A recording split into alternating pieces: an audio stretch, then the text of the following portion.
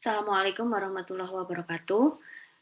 Pada pertemuan pertama di mata kuliah pengantar ekonomi ini, kita akan membahas beberapa hal, yaitu mengenai sumber daya, kemudian kelangkaan, masalah ekonomi, sistem ekonomi, pernyataan positif dan normatif, serta struktur teori dan model ekonomi.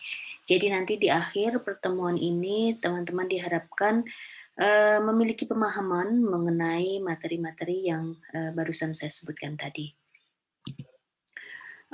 Kita mulai dari yang pertama bahwa isu-isu di dalam ekonomi, kemudian permasalahan-permasalahan yang menjadi dasar dari permasalahan ekonomi itu biasanya terkait dengan sumber daya dan kelangkaan. Jadi di sini kelangkaan ini kan merupakan masalah utama yang dihadapi di dalam perekonomian karena yang ada itu adalah, atau sumber daya yang ada itu, biasanya kan terbatas. Kemudian, jadi tidak setiap orang bisa memilikinya, jadi di sini sumber dayanya terbatas, persediaannya terbatas gitu ya. Contohnya di sini adalah, tanah, kemudian labor, tenaga kerja, capital, entrepreneurship gitu ya. Jadi hal-hal ini, 4 hal tadi, itu merupakan, hal dasar yang diperlukan untuk, menghasilkan barang dan jasa. Nah, kan lahan lahan tanah itu terbatas ya kan kita ketahui bahwa antara bumi itu, kita mulai dari yang general, bumi itu kan sebagian besar terdiri dari perairan gitu ya, kemudian di daratan yang kita punya itu juga tidak semuanya bisa kita usahakan. Contohnya, bisa kita usahakan, bisa kita tinggali bahkan ya, kayak di daerah-daerah yang ekstrim seperti di kutub, padang pasir, itu kan, otomatis sudah tidak bisa kita usahakan. Nah, itu merupakan, awal bagaimana sumber daya itu, terbatas. Kemudian tenaga kerja, ini juga terbatas, misalkan teman-teman berargumen, bukannya sekarang banyak, pengangguran gitu ya, terus tenaga kerja harusnya banyak dong. Nah, ini perlu kita spesifikasikan bahwa yang di sini dimaksud tenaga kerja yang memiliki, kualifikasi tertentu atau yang dibutuhkan gitu. Nah, dengan adanya keterbatasan-keterbatasan tadi, ini akan menunjukkan bahwa, berbagai macam keputusan itu harus dibuat. Jadi, keputusan di sini terkait dengan penyediaan barang dan jasa adalah, barang-barang apa yang harus diproduksi terkait dengan keterbatasan tadi, sumber daya yang, tanah, labor, kapital, dan entrepreneurship ini, kemudian seberapa banyak. Kan kalau misalkan sumber dayanya terbatas, berarti kita bisa memproduksi sebanyak-banyaknya. Tetapi karena di sini sumber dayanya itu terbatas, maka, kita juga harus memutuskan, pelaku-pelaku ekonomi gitu ya, itu harus membuat keputusan mengenai berapa jumlah barang dan jasa yang akan diproduksi. Nah, ini terkait dengan konsep, opportunity cost. Jadi di sini kita akan berkenalan dengan konsep opportunity cost yang mengaitkan antara kelangkaan dan pilihan. Jadi di sini istilahnya misalkan kita punya 2 produk, 2 macam komoditi, komoditi A dan minuman dan makanan gitu ya, minuman dan makanan, sehingga di sini kita bisa bilang bahwa untuk mendapatkan lebih banyak, komoditi makanan, kita harus mengorbankan, eee, komoditi minuman yang mau kita beli. Jadi di sini yang terbatas apanya? Uangnya gitu ya, kita memiliki uang yang terbatas, kita nggak bisa membeli sebanyak-banyaknya makanan dan sebanyak-banyaknya minuman. Tapi di sini harus membuat pilihan, berapa makanan yang harus dibeli dan berapa minuman yang harus dibeli. Nah, jadi di sini, eee, misalkan untuk kombinasi di titik ini, 4 dan 2, ini berarti kita membeli 4 makanan dan 2 minuman. Kemudian ketika titik ini bergeser di sini, ini kan menjadi 2 makanan dan 3 minuman. Nah, jadi di sini untuk mendapatkan 1 minuman tambahan, kita akan mengorbankan 2 makanan. Jadi nggak jadi buat beli makanan 2, tapi kita akan membeli 1 tambahan minuman. Nah, ini adalah contoh opportunity cost gitu ya. Berarti bahwa di sini kita akan mengorbankan makanan, mengurangi jumlah pembelian makanan untuk supaya bisa membeli minuman dalam jumlah yang lebih banyak untuk mendapatkan tambahan jumlah minuman yang mau kita beli. Nah, kemudian pilihan-pilihan tadi ini ya biasa disebut sebagai production possibilities boundaries. Jadi untuk menunjukkan quantity yang bisa dibeli, kemudian kombinasi dari komoditi-komoditi yang bisa diproduksi,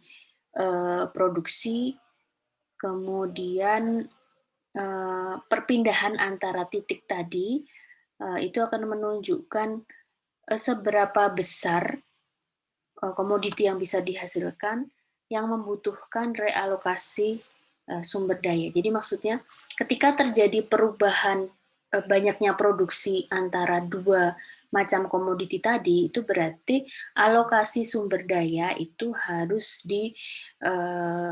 diatur kembali. Gitu. Contohnya di sini adalah di grafik ini merupakan kuantiti dari barang-barang militer sama pembelanjaan militer gitu ya, pembelanjaan untuk kebutuhan pertahanan di sini di Sumber Datar. Kemudian yang ke atas ini adalah kebutuhan barang-barang konsumsi publik, civilian goods gitu, atau barang-barang publik, misalkan untuk penyediaan fasilitas kesehatan, fasilitas umum, let's say fasilitas umum gitu ya, taman gitu.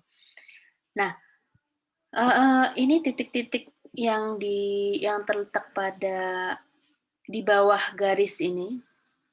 Nah, ini adalah yang kalau garis kurva ungunya ini, kurva ungu tebal ini adalah production possibilities boundaries. Jadi dengan sumber daya yang ada, itu bisa memproduksi kombinasi antara belanja barang militer dan barang-barang publik pada titik-titik ini.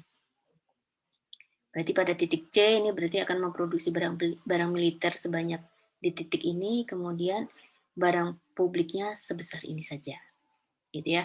Jadi barang militernya lebih banyak, sementara yang di titik ini akan menunjukkan lebih banyak barang publik, gitu. Nah, titik-titik di luar production possibilities boundaries itu adalah titik E dan F. Ini merupakan kombinasi yang tidak mungkin diproduksi atau titik-titik kombinasi banyaknya komoditi yang tidak mungkin bisa diproduksi atau dibelanjakan dari sumber daya yang dipunyai. Sementara yang di dalam titik ini adalah di bawah kurva ya, di dalam kurva itu adalah kombinasi yang masih bisa dipenuhi. Jadi di sini ketika mau melakukan perubahan produksi gitu ya, mau mendapatkan lebih banyak barang publik. Misalkan kita di sini dari titik B ke titik A. Di titik B ini berarti belanja militernya sebesar ini, kemudian barang publiknya sebesar ini. Kemudian mau beranjak ke titik A, di mana di titik A ini belanja militernya berarti hanya sebesar ini, garis ini. Kemudian barang publiknya lebih banyak dari sebelumnya. Nah, sehingga di sini harus melakukan pengorbanan gitu ya, mengorbankan delta X ini untuk mendapatkan tambahan delta Y supaya barang publiknya bisa lebih banyak. Jadi harus mengurangi belanja militer sebesar delta X untuk mendapatkan tambahan belanja publik sebesar delta Y. Nah, kemudian tentang kelangkaan, terkait dengan kelangkaan tadi, kelangkaan sumber daya, kemudian pilihan-pilihan tadi ya. Nah, ini berarti akan membawa kita kepada 4 masalah ekonomi. 4 masalah ekonomi ini yang pertama adalah apa yang harus diproduksi dan bagaimana.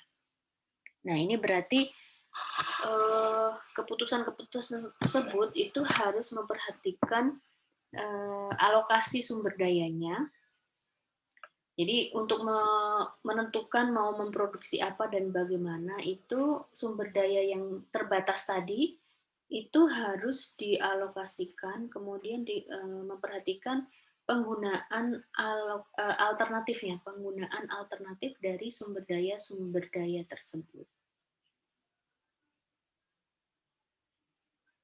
Nah, ini kan berarti bahwa ketika kita menentukan untuk memproduksi A, padahal ada produksi B, C, D, dan seterusnya gitu ya.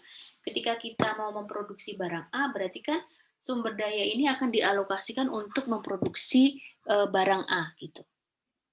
Kemudian selain barang A mau memproduksi barang B, misalkan hanya A dan B, berarti alokasinya ini akan diatur antara barang A dan B saja. Kemudian ini biasanya terkait dengan misalkan kalau di tingkat level negara gitu ya, mau memproduksi barang A dan B, berarti yang akan memproduksi itu bagaimana gitu ya. Tentu saja di daerah-daerah yang memiliki sumber daya, contohnya daerah untuk mendapatkan produk-produk pertanian. Nah, tentu saja akan diarahkan ke daerah-daerah yang memiliki lahan-lahan pertanian gitu. Nah, jadi di sini harus diperhatikan juga sumber daya yang dipunyai, kemudian alternatif penggunaannya. Nah, kemudian di permasalahan ekonomi yang kedua itu adalah apa yang dikonsumsi dan oleh siapa. Nah, kalau tadi produksi itu kita punya kurva production possibilities boundary gitu ya. Lalu bagaimana dengan konsumsi? Nah, apakah di dalam satu negara misalkan, di dalam satu sistem perekonomian gitu ya, apakah setiap atau keseluruhan barang yang diproduksi, apakah keseluruhan barang dan jasa yang diproduksi itu akan dikonsumsi atau tidak dikonsumsi semua di dalam satu sistem ekonomi itu atau akan dijual. Misalnya kita bicara negara dijual berarti ada ekspor. Apakah barang dan jasa tadi akan ada yang diekspor atau tidak? Kemudian terkait dengan permasalahan yang kedua ini, apa yang dikonsumsi dan bagaimana dan oleh siapa, ini ada mikro dan makro gitu ya. Jadi kalau di dalam mikroekonomi itu di sini kita akan belajar mengenai bagaimana kita mengalokasikan sumber daya tadi dan biasanya berefek atau memiliki efek ke sistem harga. Kemudian untuk yang makro itu kita bicara mengenai ekonomi secara keseluruhan. Misalkan kita bicara tentang total output, employment, pengangguran gitu ya, atau pertumbuhan ekonomi, itu adalah makroekonomi. Kemudian untuk yang permasalahan ketiga itu adalah mengapa sebagian resource, sebagian sumber daya tadi terkadang itu tidak digunakan atau idle di sini. Nah, ini karena contohnya dulu untuk yang pertama ini biasanya bisa kita temui di tenaga kerja tadi. Kan ada yang terserap, ada yang tidak gitu ya. Nah, kenapa ada sumber daya ini tenaga kerja labor ini yang tidak terserap gitu. Ini kan berarti ada ketimpangan antara jumlah lapangan pekerjaan dan jumlah tenaga kerja. Atau jangan-jangan mereka misplace.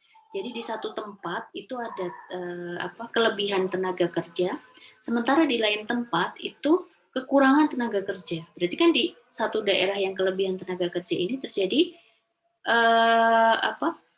ada pengangguran nih, ada jumlah orang-orang yang menganggur, sementara di daerah lain itu masih membutuhkan tenaga kerja gitu. Kemudian untuk sumber-sumber resource yang lain itu bisa juga selain labor ada di tanah, kemudian pabrik gitu ya, factories itu ada juga yang kenapa pabrik itu tidak memproduksi full, misalkan dia berkapasitas produksi untuk pabrik garment misalkan 10.000 potong baju per hari misalkan, kenapa dia tidak setiap hari memproduksi 10.000. Nah ini kan tentu saja pertama mungkin terkait dengan COVID-19 ini kan ada penurunan demand. Jadi kalau dia memaksakan diri untuk memproduksi 10.000 kan tidak terjual karena demand menurun. Kemudian keterbatasan bahan pasokan. Misalkan di pabrik garment itu juga dia harus membeli bahan bakunya itu dia harus dari daerah lain yang di daerah itu juga terimbas COVID, tidak ada yang menyiapkan bahan baku sehingga dia harus mengurangi produksinya. Berarti di sini ada kapasitas produksi yang ideal.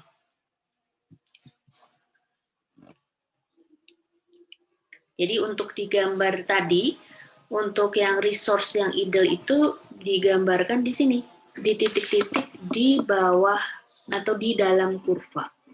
Titik D ini adalah yang ideal.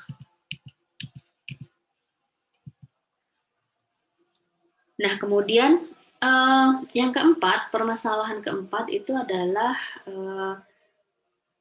apakah kapasitas produksinya itu mengalami peningkatan. Nah, ini misalkan kita bicara mengenai level kapasitas produksi negara itu kan ada yang mengalami peningkatan, tapi di negara lain mengalami penurunan. Nah, untuk peningkatan di kapasitas produksi itu bisa digambarkan sebagai kurva di production possibilities boundary itu ketika terjadi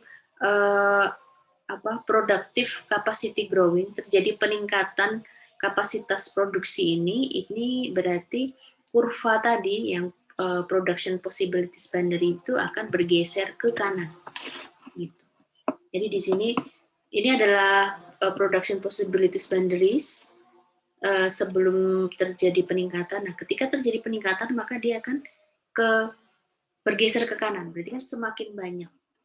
Berarti kalau di kasusnya tadi barang militer dan barang publik berarti menunjukkan semakin banyak barang militer dan barang publik yang diproduksi.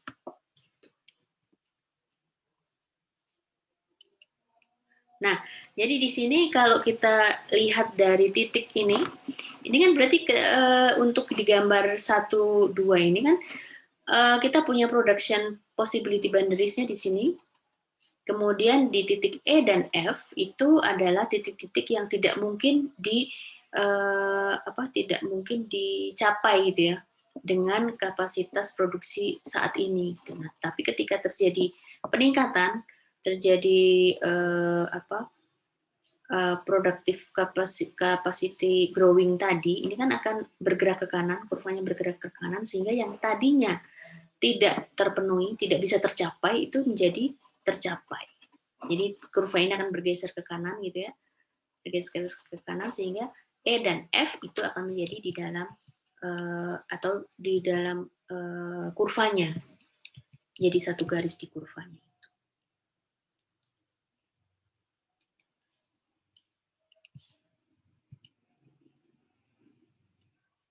Ini nanti tadi penjelasan terkait dengan production possibility boundary yang barusan saya jelaskan.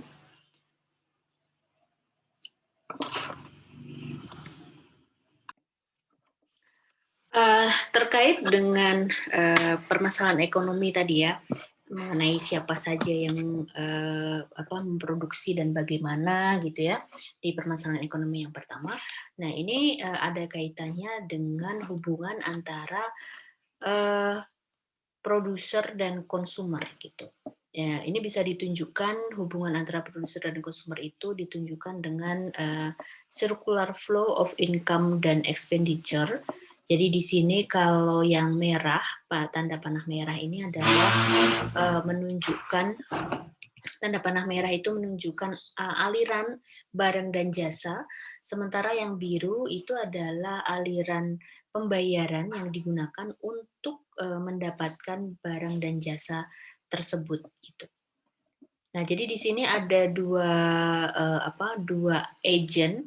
Yang pertama adalah konsumen gitu ya, individual konsumen, kemudian produser, kemudian mereka berinteraksi melalui dua pasar, yaitu goods market dan faktor market.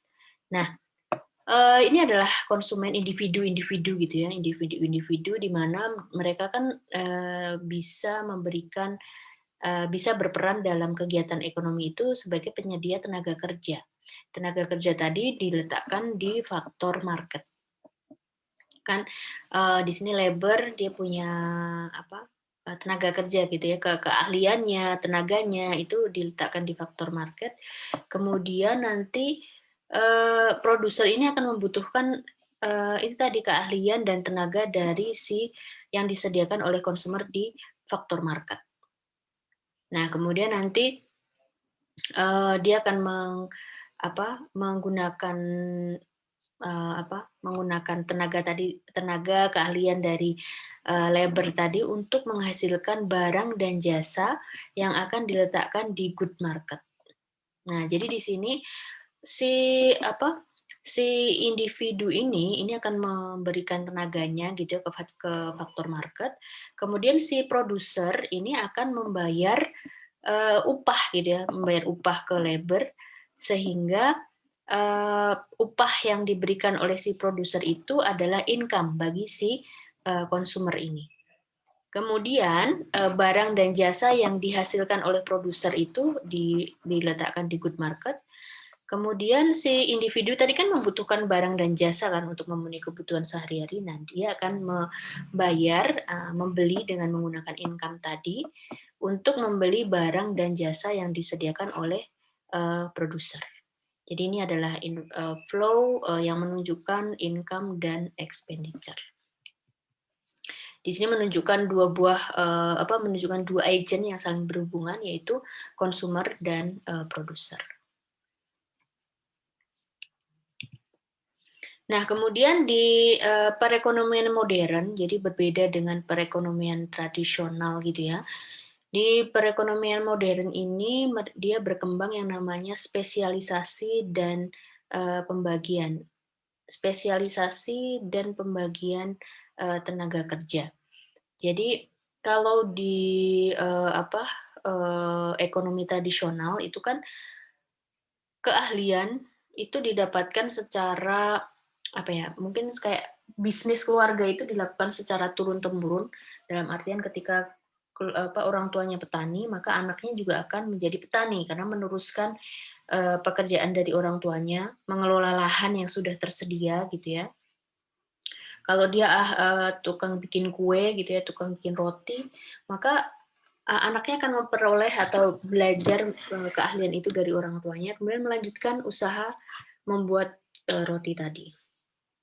Nah, kalau di perekonomian modern, di sini, untuk yang sekali lagi untuk yang di tradisional ekonomi tadi,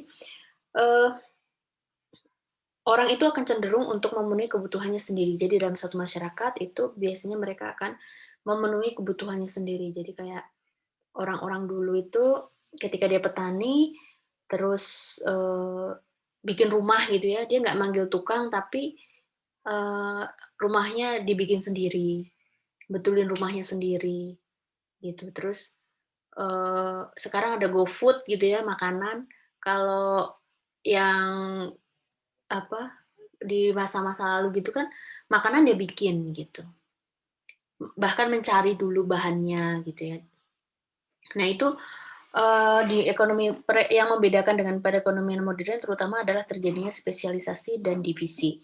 Nah, sepertinya sama antara spesialisasi dan divisi tadi, tapi di sini kita bisa lihat perbedaannya bahwa untuk yang proses spesialisasi itu terjadi karena 2 hal. Yang pertama adalah karena setiap individu itu memiliki kemampuan yang berbeda. Jadi di sini untuk yang proses spesialisasi pekerja itu bahwa, eee, untuk menghasilkan barang dan jasa itu dibutuhkan spesialisasi dari tenaga kerja. Jadi nggak semua tenaga kerja bisa menghasilkan barang dan jasa yang sama, tetapi membutuhkan spesialisasi. Nah, mengapa spesialisasi ini muncul? Karena tadi individu itu memiliki kemampuan yang berbeda, kemudian proses spesialisasi ini terbukti lebih efisien daripada self-sufficiency. Jadi, untuk yang self-sufficiency itu tadi contohnya yang di perekonomian tradisional di mana satu individu itu akan memenuhi kebutuhannya sendiri, satu masyarakat akan memenuhi kebutuhannya sendiri gitu. Nah, untuk yang di spesialisasi ini, dia akan lebih efisien karena ketika seseorang itu melakukan satu hal itu secara khusus dan terus-menerus, itu dia akan jadi expert gitu kan, kerjaannya jadi makin cepat gitu ya, kalau kalian lihat di satisfying videos gitu, apa ya, hal yang simple kayak motong buah, orang yang jual buah gitu ya, terus dia bisa motong cepet gitu, bisa sambil sedikit akrobat, terus bikinnya rapi gitu ya, karena dia udah tiap hari, tiap saat mengerjakan hal tersebut gitu. Kemudian untuk, pembagian, division of labor di, pembagian tenaga kerja di sini adalah bahwa, proses produksi itu akan dibagi ke pekerjaan-pekerjaan yang lebih, kecil. Jadi dibuat kayak unit-unit produksinya, yang setiap unitnya tadi, setiap, unit produksi, jadi ada satu pekerjaan besar, dibagi-bagi ke pekerjaan kecil-kecil, yang mana pengerjaannya itu akan dikerjakan oleh orang-orang yang berbeda. Nah, jadi di sini bisa menghasilkan, produksi massal, mass production, di mana pekerjaan itu, dia bisa menghasilkan barang dalam jumlah, besar, kemudian dalam waktu yang cepat gitu ya. Karena di sini tadi pembagian, pengerjaannya itu di proses produksi itu dibagi ke, pekerjaan yang kecil-kecil, kemudian dikerjakan oleh orang-orang yang ini, highly specialized task. Terus menggunakan mesin-mesin yang khusus pula gitu. Jadi mesinnya itu satu pekerjaan, hanya bisa mengerjakan satu pekerjaan khusus saja. Nah, kemudian selain proses spesialisasi dan divisi, division of labor, di sini ada artisan and flexible manufacturing. Jadi di sini, apa, yang terkait dengan art gitu ya, artisan, individual artisan ini muncul di beberapa lini produksi, kemudian, karena kenapa dia muncul, karena ada beberapa pekerjaan itu yang dia membutuhkan sentuhan seni gitu, kayak dia butuh, di bagian, desainnya gitu ya, itu kan membutuhkan desain baju, pattern baju, warna baju yang sesuai dengan, tren fashion terkini gitu ya. Itu membutuhkan, sentuhan-sentuhan seni. Jadi di sini pekerjaan-pekerjaan tertentu itu, akan dilakukan oleh pekerja-pekerja seni. Nah, kemudian tipe-tipe, sistem perekonomian. Ada beberapa tipe ekonomi, ada 3 gitu ya. Nanti yang terakhir yang keempat itu adalah mix ekonomi. Nah, untuk yang pertama adalah yang tradisional ekonomi. Ini yang tadi saya sebutkan tadi sebelum saya menjelaskan mengenai spesialisasi dan divisi tadi. Perekonomian yang dilakukan secara tradisional, jadi keahliannya didapatkan secara turun-menurun, kemudian, biasanya, mereka berusaha memenuhi kebutuhannya sendiri, individu itu berusaha memenuhi kebutuhannya sendiri, gitu ya. Kemudian untuk yang sistem yang kedua, ini adalah command economy. Jadi ini adalah semacam perekonomian yang tersentralisasi. Jadi semua keputusan ekonomi itu akan dilakukan, pengambilan keputusannya itu akan diambil secara tersentral, dilakukan oleh, pemerintah pusat gitu ya. Kemudian ini akan berkebalikan dengan yang free market economy. Untuk yang common economy itu yang biasa kita temui kalau yang sekarang mungkin tidak terlalu terlihat, tapi seperti dulu ada Uni Soviet gitu ya, sebelum bubar itu dia menggunakan common economy. Kemudian di, Cina juga pakai common economy. Kemudian, free market economy ini adalah dia proses atau keputusan tentang alokasi sumber daya yang akan digunakan untuk memproduksi barang dan jasa itu, dia lebih terdesentralisasi. Jadi tidak dilakukan oleh satu otoritas tertentu, tetapi dipasrahkan kepada mekanisme pasar. Jadi kayak di US gitu ya, itu dia biasanya menjadi contoh terkenal bagaimana free market economy itu berjalan. Nah, kemudian untuk alternatifnya yang sekarang, di mana sepertinya kalau yang common economy itu kan udah apa ya, udah seperti bahkan di Korea Utara itu pun sebenarnya dia kan yang masih common economy ya, tetapi dalam pelaksanaannya itu dia sebenarnya juga sudah apa terpengaruh gitu ya. Jadi nggak serta merta menutup perekonomiannya, tetapi juga membuka perekonomian, melakukan trading dengan negara-negara lain. Tapi tetap keputusannya itu masih berada di sentral itu, makanya contohnya untuk common economy kita bisa pakai yang North Korea. Nah, untuk yang kebanyakan gitu ya, negara-negara kebanyakan itu mungkin adalah di mix ekonomi antara common dan free market economy maksudnya. Jadi di sini masih ada campur tangan dari government untuk melakukan intervensi-intervensi gitu ya. Misalnya ada penyesuaian pajak, terus intervensi harga gitu ya, subsidi. Nah, itu merupakan indikasi bahwa negara tersebut menerapkan prinsip mix ekonomi. Nah, ini apakah yang mix ekonomi itu bagus gitu ya, karena memang untuk yang mix ekonomi itu banyak yang banyak yang menggunakan sistem itu gitu. Walaupun di sini perbedaannya adalah sejauh mana peran dari pemerintah. Jadi sejauh mana peran pemerintah ini akan di dalam proses pengambilan keputusan. Ada yang pemerintah itu sangat berperan, ada yang berperan tetapi sedikit gitu. Itu sudah menunjukkan mix ekonomi.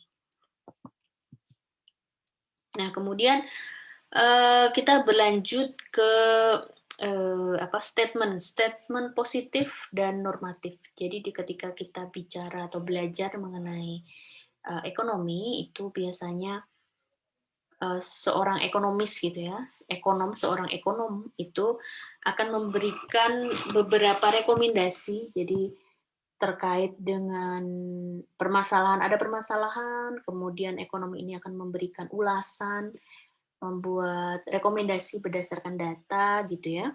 Nah, rekomendasi yang akan diberikan itu biasanya terbagi menjadi 2. Nah, biasanya ini nanti akan berlanjut ke jenis riset yang mereka lakukan, jenis penelitian yang mereka lakukan. Normative statement dan positive statement. Nah, untuk yang normatif advice, normative recommendation gitu ya, ini akan bergantung pada penilaian gitu, penilaian dari si peneliti, kemudian dia akan memberikan sarannya itu adalah apa yang seharusnya. Jadi ini ada yang akan membedakan dengan positif statement ini adalah bahwa di normatif statement ini ada proses penilaian, ada value judgment dari si peneliti, dari si individu yang akan memberikan rekomendasi. Sementara untuk yang positif ini si pemberi rekomendasi ini lebih ke arah ada proses pemberian alternatif gitu ya. Jadi dia tidak memberikan apa yang seharusnya dilakukan, tetapi dia akan memberikan clue bahwa ini berdasarkan data gitu ya. Jadi di sini tidak ada proses value judgment. Karena untuk value judgment ini akan mengandung subjektivitas gitu, dimana untuk yang positive statement atau positive advice di sini dia lebih ke arah jika kamu mau melakukan hal ini, jika kamu melakukan kenaikan harga gitu misalkan, maka berikut adalah cara-caranya. Jadi dia akan memberikan rekomendasi, kemudian memberikan alternatif atau cara-cara yang bisa dilakukan gitu. Nah, ini ada beberapa contoh yang bisa teman-teman pelajari bagaimana positif dan normatif statement gitu ya. Jadi untuk yang positif statement itu sendiri tidak mesti harus bersifat benar gitu ya ketika dia menjadi positif statement, karena dia lebih ke arah interpretasi data apa adanya gitu.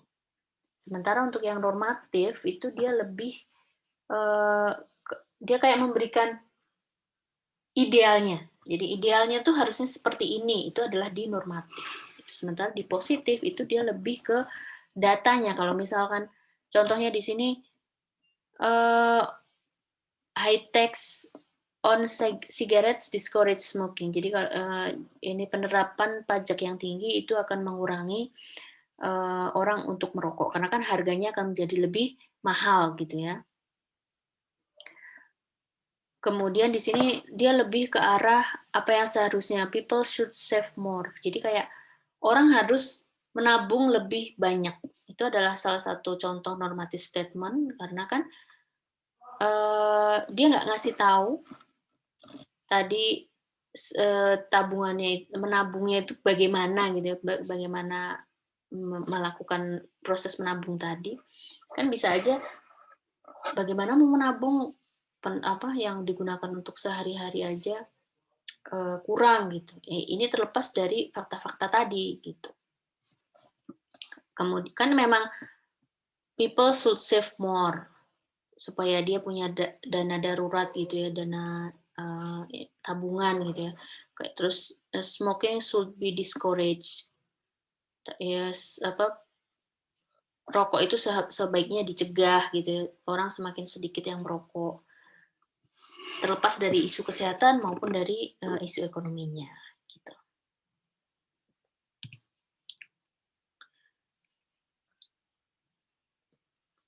Nah, jadi di sini memang agak sedikit ambigu untuk membedakan secara langsung mana yang normatif dan positif gitu ya. Akan lebih mudah apabila kita melakukan langsung gitu ya. Jadi kayak ada datanya, kemudian kita akan membuat positif recommendation dan normatif recommendation gitu. Mungkin akan lebih terlihat langsung di situ. Nah, di sini akan membedakan sekali lagi bahwa yang normatif itu akan mengandung value judgment tadi dari si peneliti gitu ya. Nah, ini yang sebaiknya dihindari, bahwa sebaiknya si peneliti tadi lebih ke arah ke positif. Jadi dia akan lebih mengedepankan hasil dari penelitiannya dan bukan penilaian dia gitu. Bukan menunjukkan kecenderungan dia terhadap penilaian sesuatu.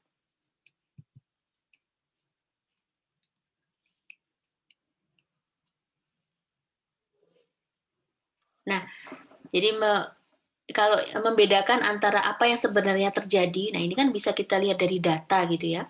Kemudian membedakan apa yang sebenarnya terjadi dengan apa yang seharusnya terjadi. Nah, ini adalah normatif, atau apa yang seseorang itu inginkan terjadi. Nah, itu juga normatif. Nah, sehingga kita di sini bisa membedakan antara positif maupun normatif recommendation. Jadi sekali lagi, normative statement ini tergantung pada value judgment, sementara positive statement ini tidak bergantung pada value judgment. Jadi kembali ke ada atau tidaknya value judgment. Nah, kemudian terkait dengan kita akan mempelajari ekonomi, ini nanti di sini kita akan bertemu dengan teori dan model ekonomi gitu ya. Nah, apa yang dimaksud dengan teori dan model gitu ya. Nah, di sini teori ini biasanya adalah digunakan gitu ya, teori digunakan untuk menjelaskan hal-hal apa saja. Kalau misalkan teori ekonomi berarti hal-hal yang terkait dengan ekonomi atau bagaimana pelaku-pelaku ekonomi itu mengambil keputusan gitu. Kemudian nanti di sini kita membangun teori tadi itu dengan menggunakan definisi, asumsi, dan prediksi.